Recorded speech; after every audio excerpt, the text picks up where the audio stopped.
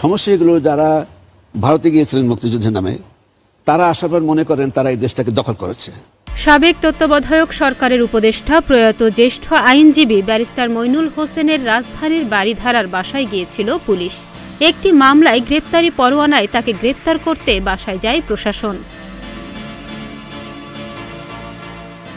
গত সোমবার দুপুরে একটি মামলা সংক্রান্ত বিষয়ে কয়েকজন পুলিশ সদস্য বারিধারার দূতাবাস সড়কের ২২ নম্বর মইনুল হোসেনের বাড়িতে যান। পরিবারের পক্ষ থেকে জানা যায়, পুলিশ একটি মামলায় গ্রেপ্তারি পরোয়ানা নিয়ে তাদের বাসায় এসেছিলেন। যদিও গত বছরের ডিসেম্বরে মারা গেছেন ব্যারিস্টার মইনুল হোসেন। মৃত ব্যক্তির সন্ধানে বাড়িতে পুলিশ যাওয়ার বিষয়টি বেশ হাস্যরসাত্মকভাবেই দেখছে দেশের বিভিন্ন শ্রেণীর মানুষ। সামাজিক যোগাযোগ মাধ্যমে ব্যঙ্গাত্মকভাবে ছড়িয়ে পড়েছে ব্যারিস্টার প্রয়াত মইনুল হোসেনকে খুঁজতে তার বাড়িতে যাওয়ার খবরটি। একজন পাঠক লিখেছেন, যদিও ব্যারিস্টার মইনুল হোসেন গত ডিসেম্বরে মারা গিয়েছেন, তবুও উনাকে ধরতে পুলিশ তার বাসায় গিয়েছে। এক কাজ করলেই পারে, কবরস্থান থেকে লাশটা তুলে নিয়ে গেলেই পারে, যেহেতু ওপর মহলের আদেশ বলে কথা। অন্যজন লিখেছেন, ফেরেশতারা জানিয়েছেন ব্যারিস্টার মইনুল হোসেন বর্তমানে রুহের জগতে আছেন। শুনেছি পুলিশ ওখানে যাওয়ার ঠিকানা চেয়েছেন ও যাওয়ার ব্যবস্থা করতেছেন। ব্র্যাকেটে ওই পাঠক আরও লিখেছেন, বাংলাদেশের পুলিশ হলে জানার কথা ব্যারিস্টার মইনুলের বর্তমান অবস্থান।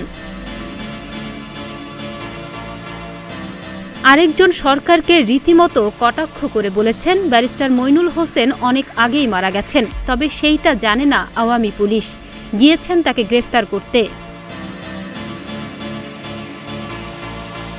এদিকে গণমাধ্যমের প্রতিবেদনে বলা হয়েছে, পুলিশ সদস্যরা বাড়িতে থাকা কর্মীদের কাছে ব্যারিস্টার মইনুল হোসেনের অবস্থান সম্পর্কে জানতে চান।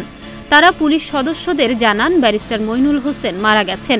পুলিশ সদস্যরা তার মৃত্যু সনদ দেখতে চান। এটি দেখানোর পর তারা চলে যান। বুধবার গুলশান থানার ভারপ্রাপ্ত কর্মকর্তা মাজহারুল ইসলাম বলেন, চট্টগ্রাম মেট্রোপলিটন ম্যাজিস্ট্রেট দ্বিতীয় আদালত মৃত্যু সংক্রান্ত একটি প্রতিবেদন চেয়েছিলেন। সেই প্রতিবেদন আনতেই গুলশান থানার একজন পুলিশ কর্মকর্তা ওই বাসায় গিয়েছিলেন। ওই বাসায় থাকা কর্মীদের কাছ থেকে মৃত্যু সনদ আনা হয়েছে। এখন আমরা তার মৃত্যু সংক্রান্ত প্রতিবেদন আদালতে পাঠাবো। গত বছরের ৯ ডিসেম্বর সাবেক তত্ত্বাবধায়ক সরকারের উপদেষ্টা ও দৈনিক ইত্তেফাকের সাবেক সম্পাদক মণ্ডলীর সভাপতি মইনুল হোসেন ইন্তেকাল করেন।